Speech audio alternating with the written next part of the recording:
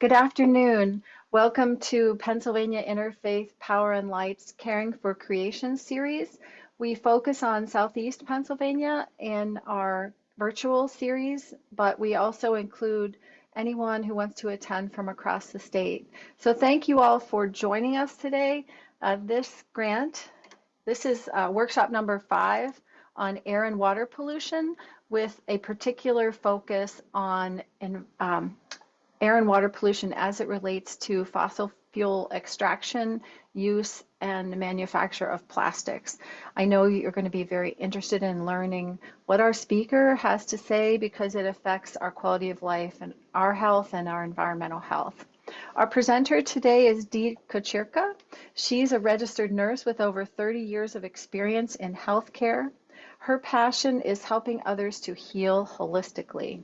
She believes this is particularly challenging due to the toxic environment that we are immersed in today. A member of an organic community, Ballfield Farm, she sees food as medicine. As vice president of the Izaak Walton League Association of Allegheny County, she is active in planting trees and blueberry bushes in urban minority communities. Efforts to restore natural habitats is another focus of these. She teaches the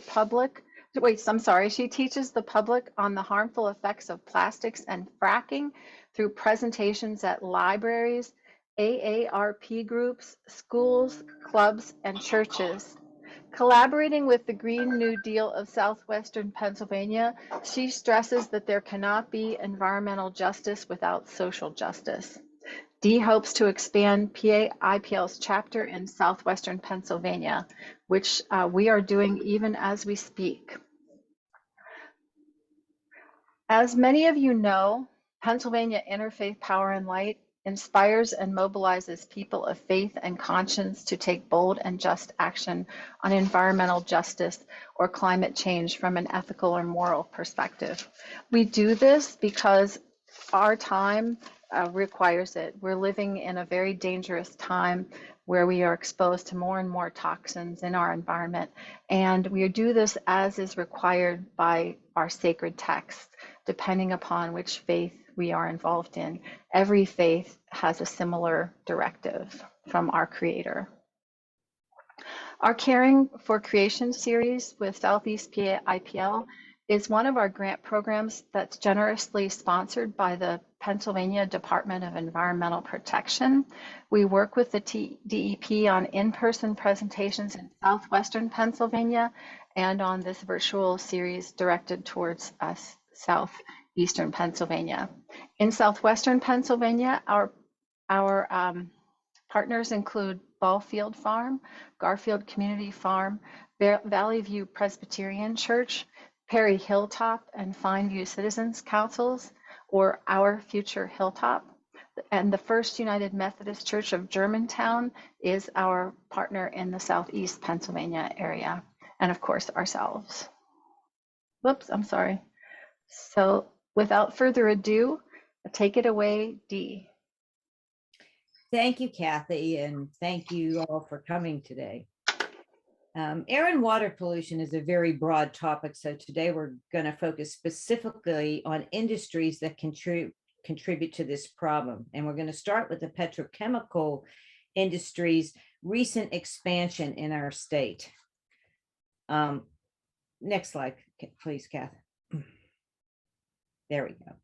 Now, Pennsylvanians are quite familiar with the air and water pollution from the steel and coal industries. And yet, as these industries decline, our air and water pollution is increasing.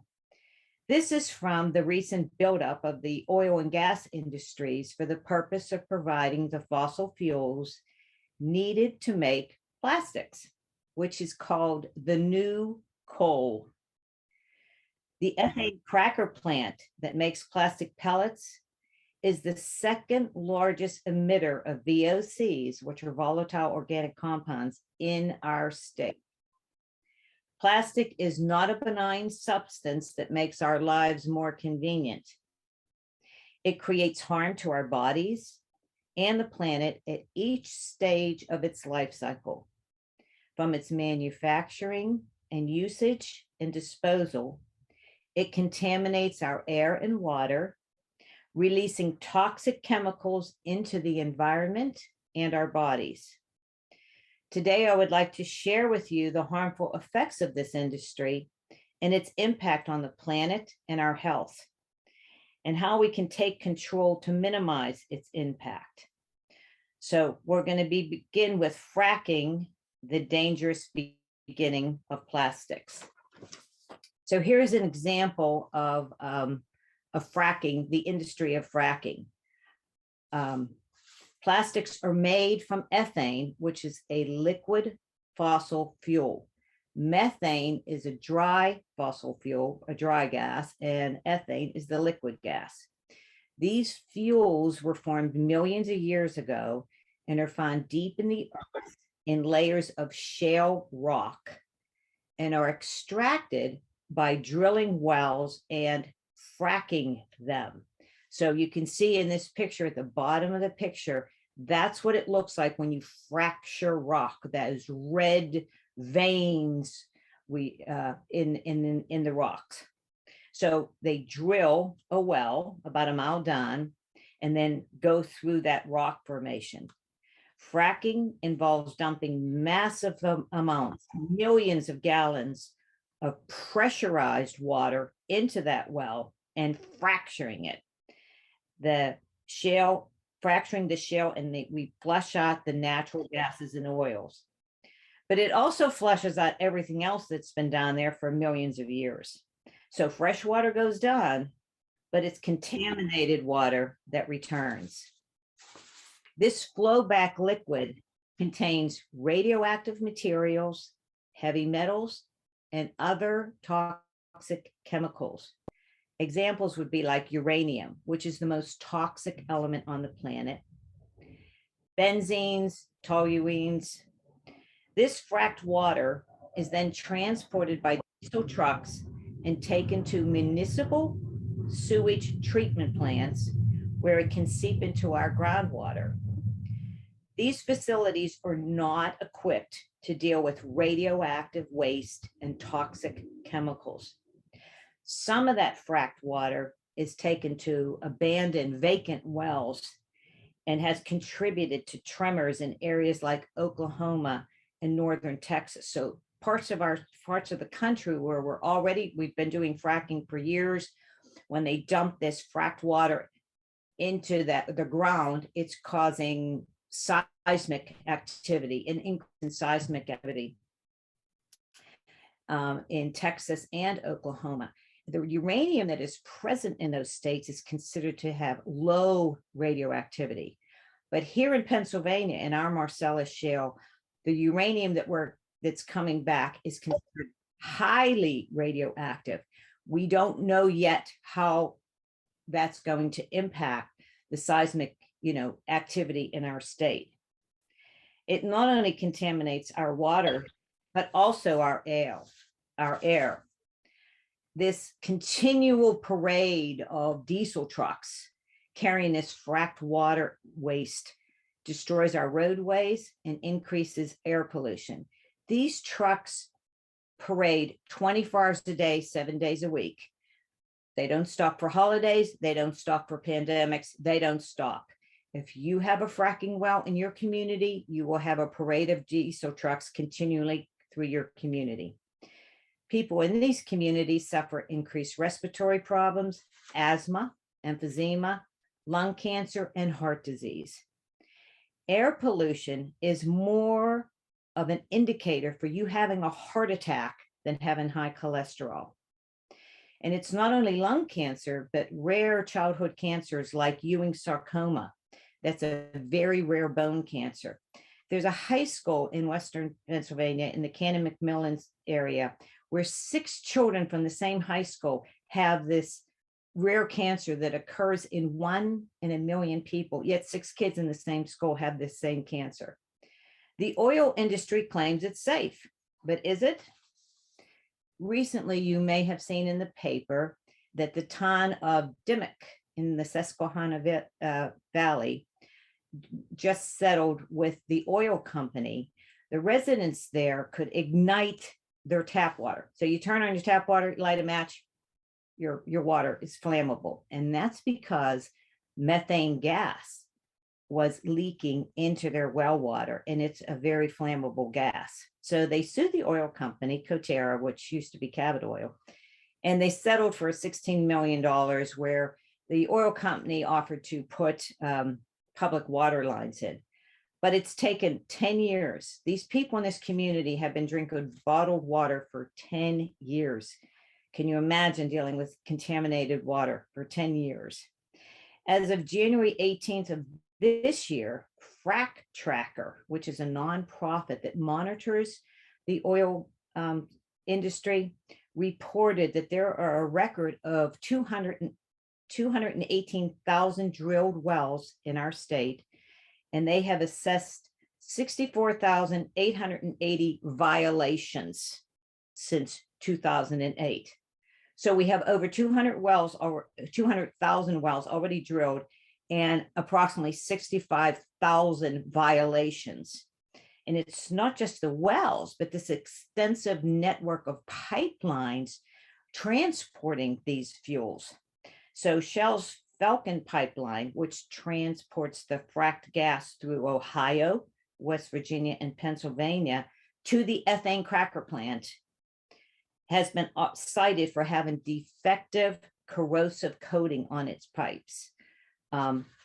This is what Frack Tracker does. It monitors and reports any irregularities that it finds. Now, this cracker plant is a giant chemical factory that converts the fossil fuel liquids into plastic pellets. The process of adding extreme heat, over 2,000 degrees, and chemicals cracks those molecules of ethane liquid to form polyethylene or plastic. The methane gas gets flared off, burned, which contributes to the VOCs and our greenhouse gases. The plant emits half the amount of carbon dioxide as the entire city of Pittsburgh.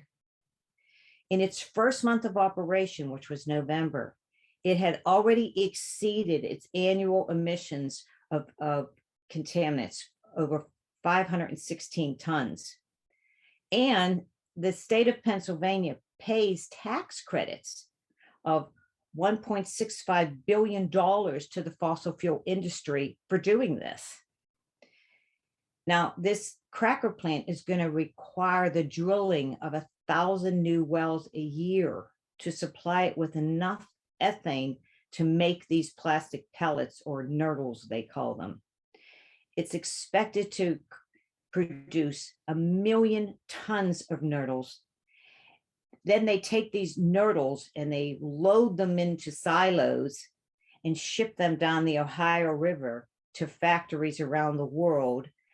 It's the building block for making plastic products. The problem is it's really hard to contain these tiny pellets, and some of them are like flakes of plastic, and they spill over into our waterways. These nurdles can absorb chemicals that are already present in the environment, like DDT, which is a banned insecticide. They also can absorb PCBs, or industrial chemicals. They absorb mercury, which is a heavy metal and the second most toxic element on the planet.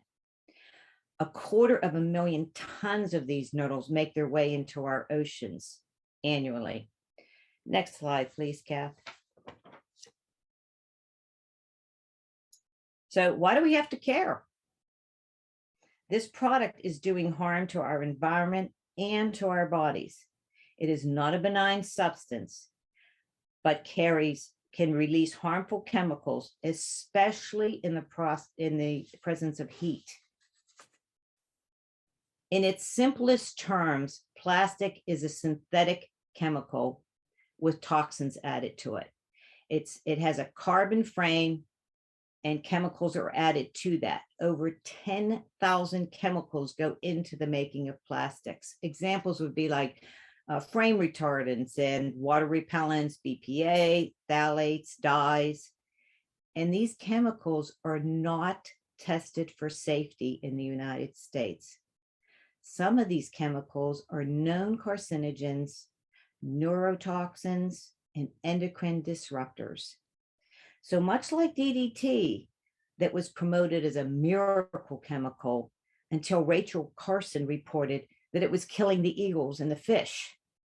Children used to run through, you could see the commercials and the advertisements for this wonderful product, and trucks would blow this white smoke through, and school children would run through the dust, the clouds of DDT, until they realized that how dangerous it was. They banned it in 1970, but it's still present in our environment because these oil-based chemicals can linger for years. They don't easily wash away. Another problem with plastic is that it doesn't break down. It lasts forever. A plastic spoon in a landfill can take hundreds of years to break down. In 2025, it is estimated that there will be, for every 3 pounds of fish, there will be 1 pound of plastic in our oceans. Next slide, please, Kath. So here's an example of a baby albatross whose mother has been feeding it plastic pieces that it has found in the ocean. Birds do not understand that plastic is not food. The plastic does not get digested once it's in the animal's stomach, and it fills up their stomach with plastic.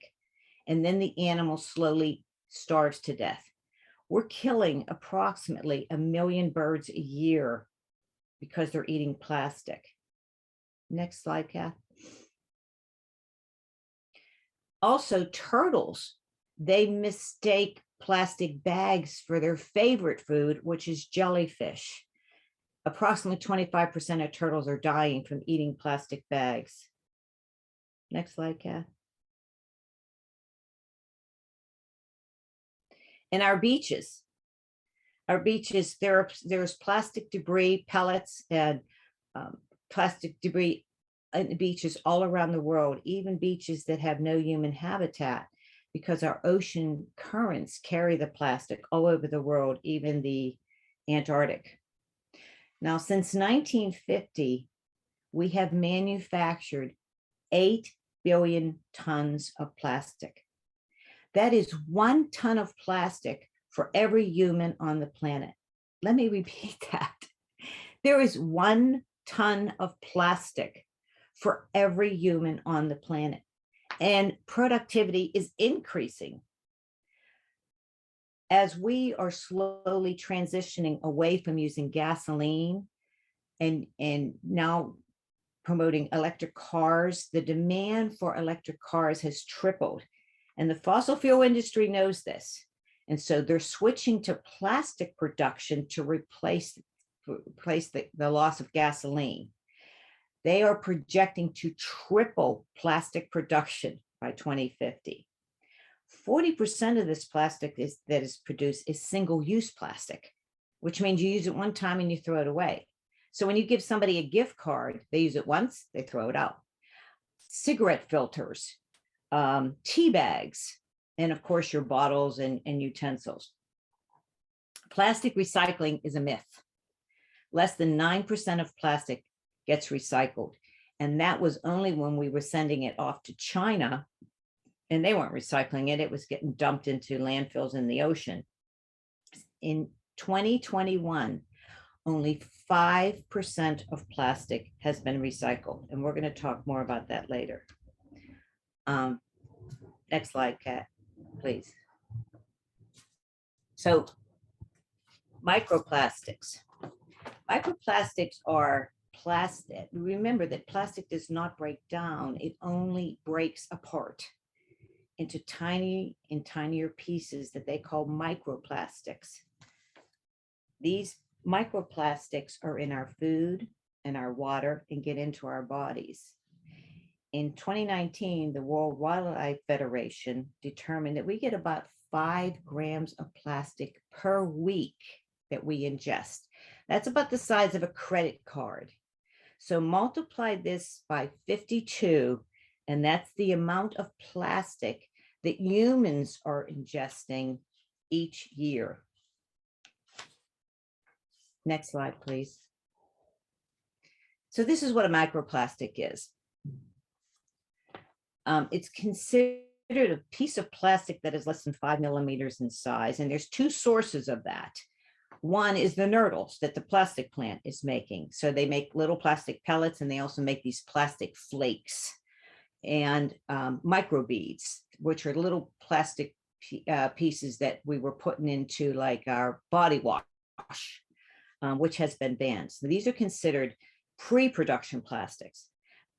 Pennsylvania is recently involved in several lawsuits from other states because these plastics that we're producing are getting into our waterways, and now they're monitoring the Ohio River and they're measuring the amount of plastics that is escaping.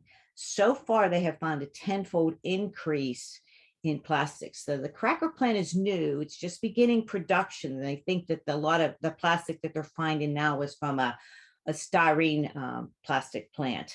But they are monitoring how much of these little microplastics are escaping. The second place that we're getting microplastics is like from fibers of clothing. So if you're wearing polyester, you're wearing plastic. And when you wash your clothes and put them in the dryer, these little fibers break off and get into our waterways. Now, you know, fashion changes rapidly and people continue to buy the latest fashion, so they keep purchasing more and more plastic clothes.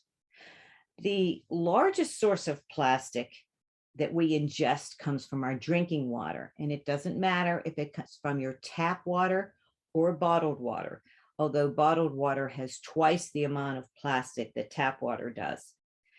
The second largest source of plastic ingestion is shellfish. And that's because, as we said, the plastic goes to the bottom of the ocean. And so the lobsters and the crabs, that's where they're feeding, at the bottom of the ocean. Now, we don't know the full effects of these little plastic pieces in our bodies. Arizona State is currently doing studies, and they have found microplastics in breast milk, in developing fetuses, also in our feces and stools. So we know we are excreting them, but they've also found them in all of our organs and lung tissue. And now the problem is, next slide, please, Kath. Now the CDC reports that there are over 400 synthetic chemicals are present in the average adult. Over 300 of those chemicals are present in newborn babies. And about 25% of these chemicals are known carcinogens. Some of the chemicals that are used in plastics, such as BPA and phthalates, are known endocrine disruptors, which interfere with our hormones. Hormones are things like insulin and estrogen and serotonin. Other chemicals found in plastics are showing up in our personal care products, like phthalates, benzenes, sunscreen. You know, you'll find benzenes in sunscreens. The problem is, it's not just these plastic pieces, but these chemicals that are attached to them. These chemicals get released from that carbon frame. Recently, I attended a webinar where a Dr. Philip Landrigan, who's a pediatrician from Boston College, and he's a specialist on human and planetary health. And he refers to these microplastics as little Trojan horses carrying chemicals into our body. Many are toxic. Now, he states, and I'll quote him, that children are more vulnerable to toxic chemicals than adults. Our bodies are growing, their bodies are growing, and their cells are dividing rapidly. They can suffer from brain damage, birth defects, and cancer. There is no safe threshold in prenatal children. They suffer IQ loss, autism, and ADHD. Some of these chemicals are known endocrine disruptors.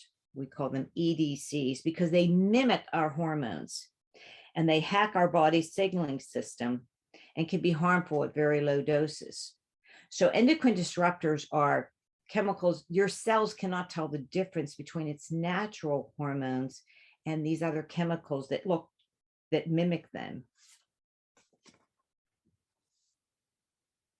An example of an endocrine disruptor that can affect human health was given recently in December.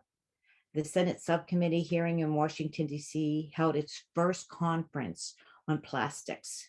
And they had two people from the plastic industry and two scientists testifying before our Senate on the effects of plastics. One of those was Dr. John Peterson Myers from Carnegie Mellon University. And he wrote the book, Our Stolen Future. And he testified before the Senate committee that in the past 50 years, sperm count has decreased by 50% in males. This is a global phenomenon, and it's not limited to men in America. And the rate of the sperm count decline is rapidly increasing. If it continues at this rate, by the year 2040, sperm count will be 0 in human males. We will no longer be able to reproduce by traditional methods. These chemicals mimic estrogen, and we have a condition called estrogen dominance, meaning there's just too much estrogen in the planet. Too much estrogen causes fertility problems, premature birth, breast and ovarian cancers in females. In males, it will decrease sperm count, decrease the size of the penis, and also the distance from your anus to the scrotum. We're already seeing these effects in amphibians. So like the crocodiles and lizards, their penises are so small, they're unable to reproduce. It also affects women in altering their menstrual cycles. Personally, I know my niece went through, started her period when she was 8 years old. Another example of, next slide, please, Kath. Okay, so I'm going to give you an example here of what a hormone disrupting chemical is. And the most common one that we're familiar with is bisphenol A, or BPA. Now, the CDC body burden of chemicals finds that BPA resides in 93% of adults, and they do this by testing their urine and their blood. BPA is among 300 chemicals found in newborn infants. If you work with BPA, you have 1,000 times the concentration of BPA found in the general public. An example with that would be like people who work in restaurants or deal with cash register receipts.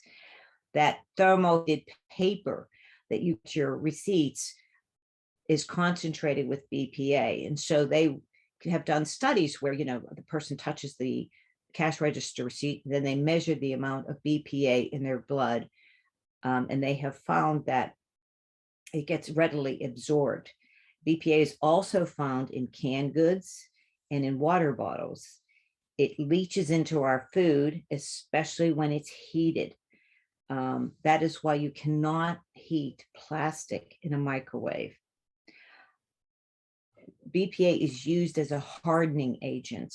So when they make a water bottle, they put the chemical BPA in it and they heat it to harden so that water bottle maintains its shape. Now, when that water bottle is sitting in a warehouse, it could be hot in that warehouse, they load, or it's sitting out in the dock, waiting to be loaded in the hot sun, or it's transported at the back of a truck, or when it gets to the supermarket, it's sitting in a heated warehouse. So all that BPA then gets leached into the food or your drinking water. I know with my sons, when they were growing up and they'd come home drinking, if I'd see them with a water bottle, I said, well, you know what, guys, you're just drinking some estrogen there. Next slide, please, Kath.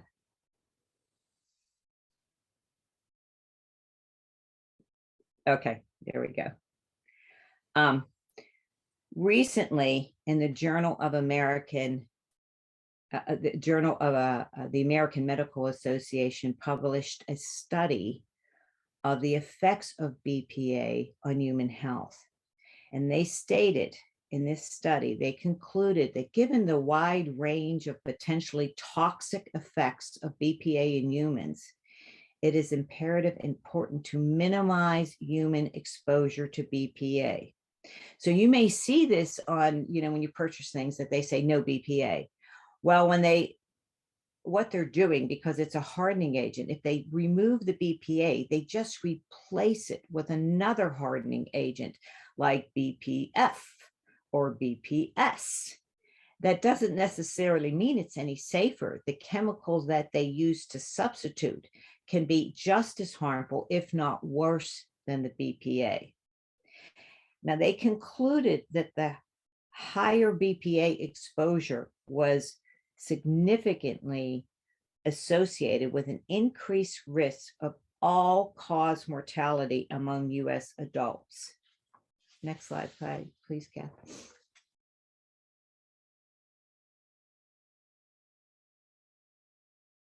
That's fine. That's fine. What that means is, regardless of what illness you have, if you have high blood pressure, if you have diabetes or heart disease, and you have the presence of BPA in your body, your chances of dying have increased. This study was done with over 4,000 people over a 10-year time period. And it showed that people over age 20 with high levels of BPA in their urine have about a 50% greater risk of death than people with lower levels. Is this the price we're willing to pay for the convenience of using plastics? Next slide, please, Kath. And I really want to emphasize here that the harm is not just these little plastic pieces to the environment and to our cells, but the chemicals used in them, and also the chemicals that come from the environment that stick to them. So what can we do about this? Well, the simplest thing is to refuse plastics, refuse using them. And you can start by protecting yourself and your family by learning more about the dangers of the plastics. When you go into a restaurant, refuse the plastic straw, refuse disposable plastics, refuse bottled water, refuse bags. We've got to take a stand on this as consumers, and not continue to promulgate the plastic industry. We also need to change the laws. Chemicals are not innocent until proven harmful. Other countries like Germany and Sweden have laws. It's called the precautionary principle. And it states that manufacturers have to prove that that chemical is safe before they put it into the product. Not like here in America, where the burden of proof falls upon the consumer. We also need to decrease our packaging. Recently with Amazon, and you get a package in the mail, and it's just wrapped in layers and layers of plastic. Well, they're not going to stop. The manufacturers are not going to stop. They didn't stop putting lead in our gasoline. They didn't stop spraying DDT. We don't stop using asbestos unless there are laws mandating that manufacturers stop doing these harmful things. Now, Senator Merkley from Oregon has proposed a bill. It's called the Pass Break Free from Plastic Pollution Act. It's in the House of Representatives and in the Senate. We need to pass more laws protecting us. And also, the recycling has to be the responsibility of the manufacturer, not the consumer. Your local township should not be imposing and developing methods for recycling plastic. It doesn't work. You can't have bins put out where you put all your plastic in it and the municipality, removes it and charges the taxpayer all the, for doing this. It doesn't work. It hasn't worked. It hasn't worked for decades. We need to stop doing things that don't work. What does work is bottle bills. So the manufacturers have to charge a deposit when you purchase a plastic bottle. They're already doing this in Michigan and Oregon. So when you purchase a plastic bottle, you get charged a 10-cent deposit fee. When you return it, you get your money back. 90% of plastic bottles are returned when you put a 10-cent deposit fee on them. We already do this with glass. 90% of glass is recycled. Our paper, we're good at. Almost 70% of paper gets recycled. And our aluminum cans. Now, the difference with aluminum cans, we recycle about 25% of them. But when they charge a fee for the aluminum can, 75% of aluminum cans get returned. And kids love doing this. I mean, they'll gather up all the bottles they can and take it back to the manufacturer and make some money on it. The last slide, please, Kath.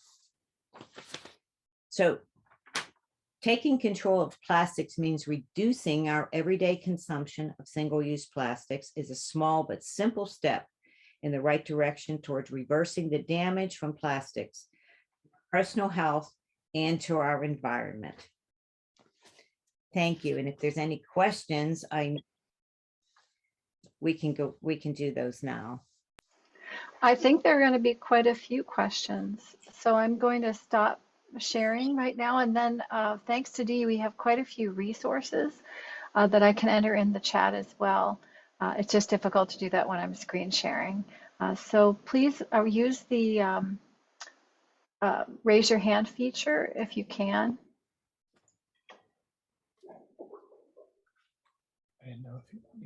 I think Tim had a question about, I'm going to pull that up, about how the blasting or drilling affects the earth as well. He mentioned that explosive charges are set off deep underground to aid in fracturing and the release of fracked gas. Can you speak to that, Yeah, Dee? How that affects? The fracking industry, when they drill a well, though, they can use dynamite and they detonate. They want to fracture the rock. So think of like fracturing a bone. Once you have these fractures there, you have to maintain them because you want the fossil fuels to continually drain out from the rock. So they dump millions of gallons of water and they'll put like hydrochloric acid, all kinds of chemicals in that water to maintain those veins staying open. Now, when they flow back, anything that's down there comes back with that water. And we have very highly radioactive uranium that's in that water. They do test the water for its radioactivity, but where are you going to put radioactive water? So they dump it in wells that have been abandoned, wells that have been there for years. And we don't even know how safe these wells are, but they're certainly not designed to hold radioactive material. We know in other parts of the country where they have been doing this, that has increased in the seismic activity. So they're getting tremors. We haven't been doing it long enough here in Pennsylvania to know the effects of it. But we should know this. We should know this. We should know the effects before you start dumping radioactive material into wells. We were selling it to municipalities and they were spreading it all over our streets. It's brine because part of what comes back with that water is very salty. And we were marketing it as salt here, so literally municipalities were dumping radioactive water onto the streets. So they put a moratorium on it. So for several years that has been, they've stopped doing that since I think it was like 2018. But the moratorium is up. So you may be hearing about this in the news now that they want to sell your communities this brine water. Well, it's radioactive.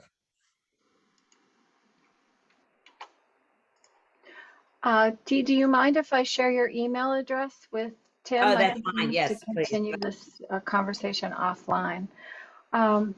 Dee's provided quite a bit of information that you can look into further. In the chat, I just placed some information about John Peterson, or Pete Myers, PhD, who's the founder and chief scientist of Environmental Health Services.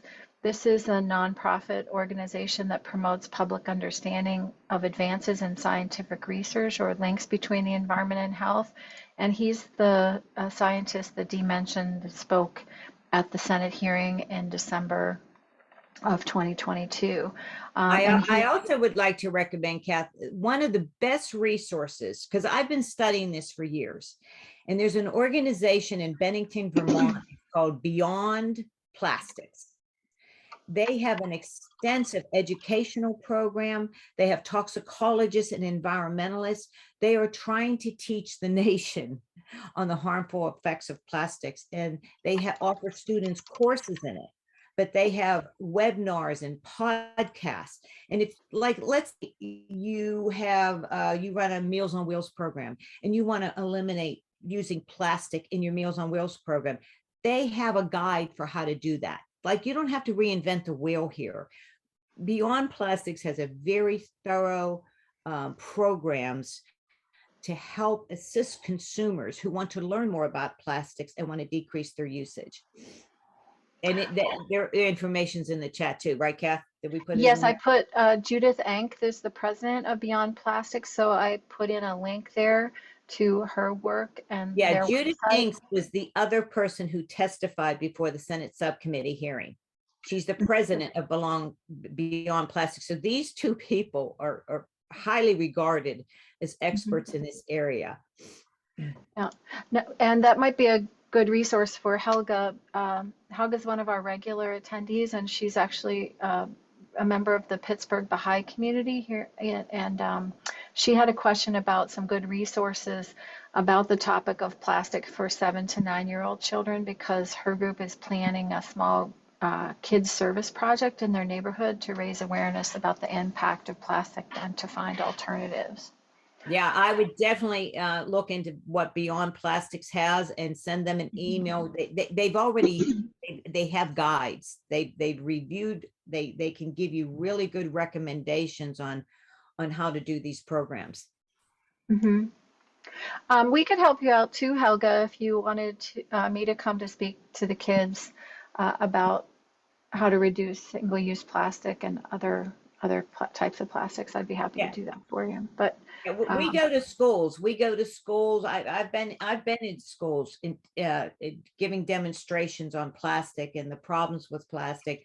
We go to libraries, we go to senior centers, we go anywhere people invite us to come, and we will teach you as much as we can about plastics. Okay. Now I'm also putting some information in there about Philip Landrigan. Yes, From Peter Boston Lanigan. University. Yeah, Lanigan he's a pediatrician who has specializes in environmental and human health.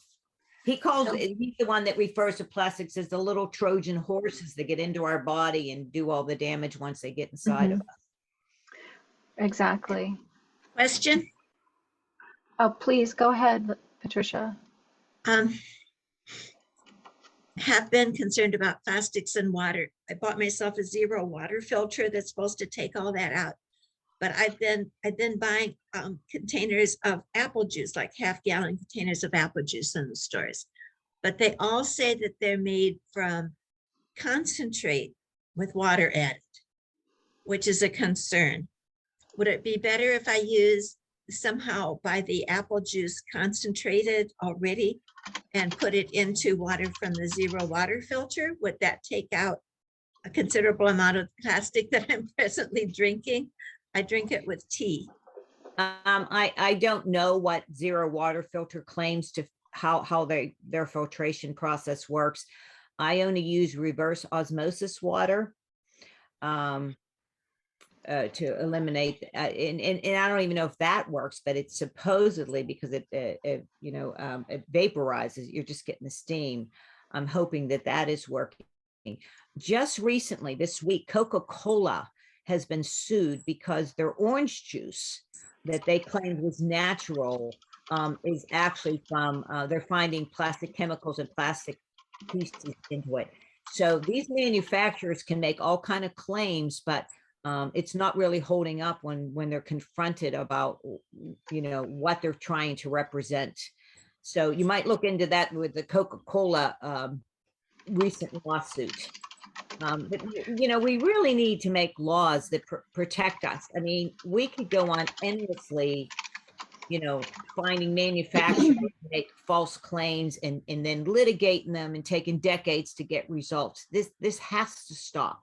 And this was the first time the Senate ever had a hearing on this matter. Well, we don't have that kind of time to wait for years of litigation. As a consumer, though,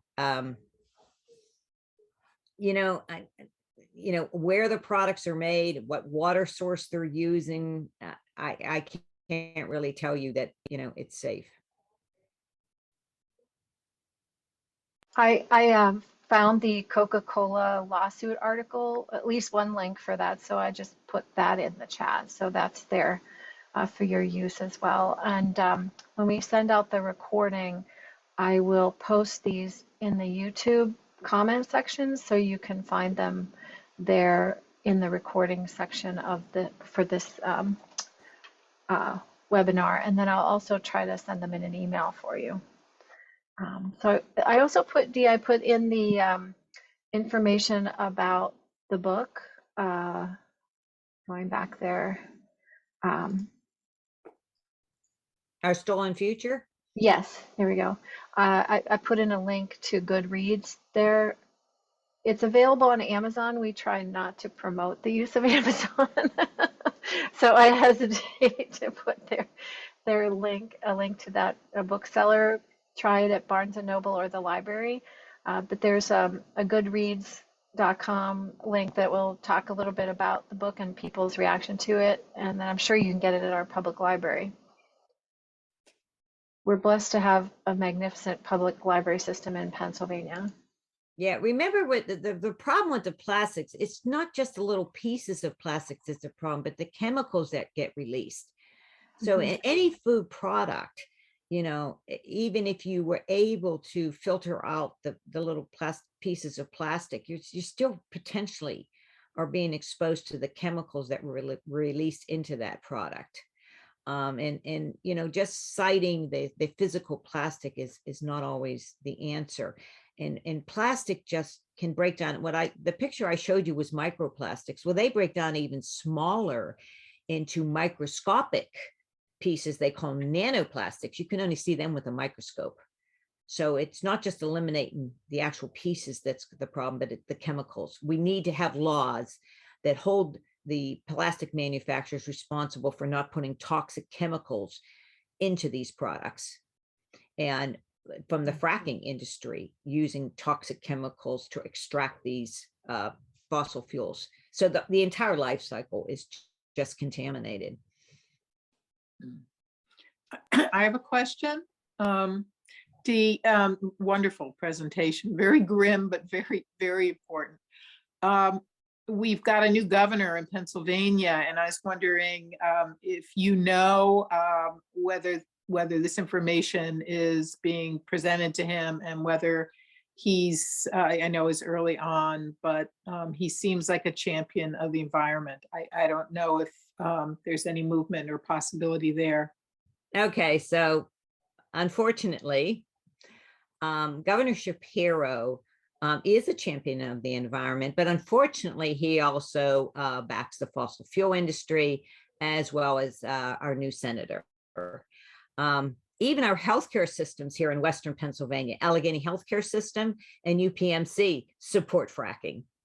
And it's, money does the talk. In addressing your question, yes, we have a letter that we are submitting to Governor Shapiro when those residents in Dimmock County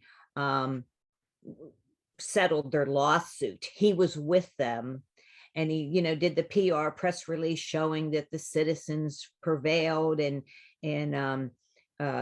going up against the oil company. What they didn't tell you was that was the very same day that the moratorium on drilling in Dimock was lifted. So the same day that they settled the lawsuit, they resumed drilling in that county. So there's a lot of conflict there. Even the healthcare systems supporting fracking, and the rationale was, and this is very hard to wrap your head around, but the rationale that the spokesman for the hospital said that, you know, people that live in cold, damp environments can get sick. So they support fracking to provide us with cheap fuel so people can stay warm. Yeah. So, I mean, come on, can we stretch it any further than that? I've heard that Health Sciences is supporting it because they need the plastic gloves, the equipment that covers all of that. And they don't want to get rid of fracking because that gives them the chemicals to produce the plastic that they need for the hospitals. Well, the fracking that we're doing here in Pennsylvania is to make single-use plastics. We are shipping all of our pellets off to Asian markets. So it has nothing to do with keeping our costs on here. And I'm not against saying that we can't use plastic at all, but we're looking to, you know, triple our plastic production. And we already have 1 million tons, I mean, a ton of plastic for every person on the planet. Can we really afford to put any more plastic in our environment? I mean, it's gotten to the point where, you know, we're really doing ourselves in, you know, between the health problems with the sperm count, and we're causing so much infertility and cancer. It's weigh that against any plastic product. I mean, you know, we're and you know, there is a need to a certain extent for some uses of plastics. We use them in our computers and our cell phones, but you're not finding computers and cell phones in the stomachs of fish, and they're not clogging our waterways. So, you know, it has to be a more regulated industry where the practical uses of plastic or where it can benefit us, and it's properly disposed of. You know, we need to have laws regulating how to use this product. Helga kind of summed that all up by saying it seems to her that we need a paradigm shift in our thinking and values. Those who pollute suffer the same consequences as those who are just exposed to it all. It would benefit all of us if we change our values and our actions. Thank you for those thoughts, Helga. It's true, we're really looking for system change, and PA IPL relies on all of you as our friends and supporters to help us keep driving that message home. We're in a unique position because we can appeal to anybody across the faith spectrum. It doesn't matter where they sit politically. And I think that's a wonderful opportunity for us to ask all of our faith-based friends and neighbors, members to talk, not just talk the talk, but walk the walk. Help us elect those people into government and put pressure on government, and work hard to save ourselves as well as other species that we share the environment with. Yeah, that's why we provide these educational series, because, you know, so instead of thinking of plastic as some benign product that, you know, fills up landfills and causes harm in the ocean, we know that, you know, understanding the effects that it's doing personally to your body and how it's harming us helps raise awareness and inspire people to make changes. Dee, I'm wondering, you've been going out to a lot of places. Have you ever considered creating, like, I'm like ready to sign any petition you put out there, you know, because I think politicians need to see, you know, a lot of names from a lot of places, and you're doing that. And maybe if you had a simple petition that we could sign and you kept going and collecting those names, it might give us a little more weight. Yeah, that'd be great. I love to see that in schools. I'd love to see our kids getting educated. Yes. That's why, you know, this Beyond Plastics, this university in Vermont is doing, they're educating their students. I mean, we need to teach our kids what these problems are, because this is their future or their lack of future if we don't get this under control. So, you know, for many of us, you know, plastics has only been around for consumer use in the past 70 years. So our grandparents didn't have to deal with this as much as like we're having to deal with it. But the legacy we're leaving our children, it's not good. Mike has a question. Go ahead, Mike. First off, thank you, Dee, for an excellent presentation. I would just like to add, because I think Dee hits on one of the three key elements that's going to shift the paradigm, and that's educating the public, especially our younger people. But that being said, the other two things I think that are necessary are the front end and the back end. And the front end is the petrochemical industry today could not exist and could not expand like it is without taxpayer subsidies. That in fact, we are subsidizing the petrochemical industry, and we're subsidizing our own deaths and our own demise. And secondly, if they are not forced to clean up their mess, if they are not forced to be responsible for what they leave on this planet, then they're going to continue to do what they're doing. And those two elements require a serious political movement, and a political movement that's going to run on, you know, politicians on platforms that deal with those two issues as well as the educational programs. So the best presentations and responses we've gotten, Dee and others and I that have been doing this, is amongst young people in schools, but also senior citizens, garden clubs, church groups. Those are the people, especially senior citizens, that have the time and the effort to look into this and do more about it. And some of our best recyclers in the South Hills of Pittsburgh are senior citizens in garden clubs and places like that. So keep up the good work.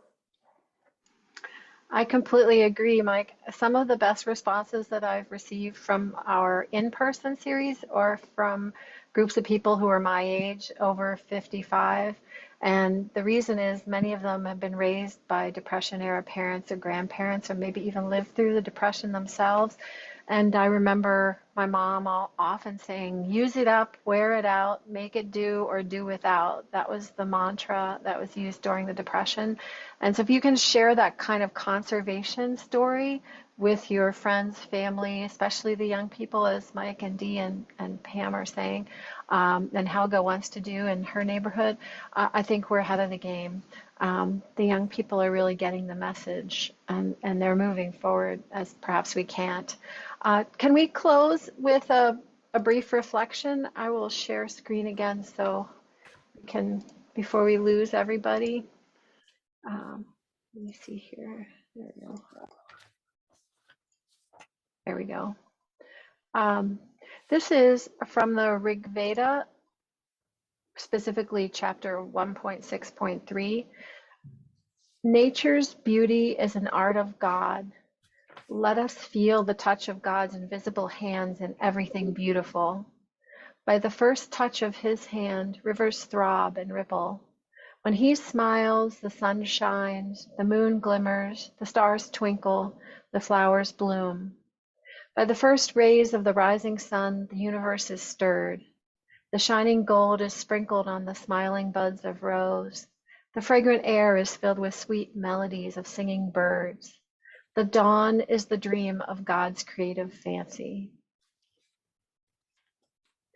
Thank you for sharing that, allowing me to share that with you, because I felt that with talk about the beauty of the earth and God's creation, it can be inspiring for us to take care with air and water pollution.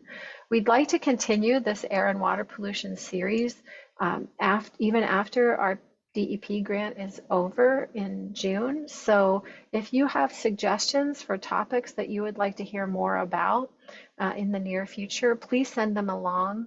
If you have ideas for reflections that you would like us to share in these virtual presentations, please share those as well.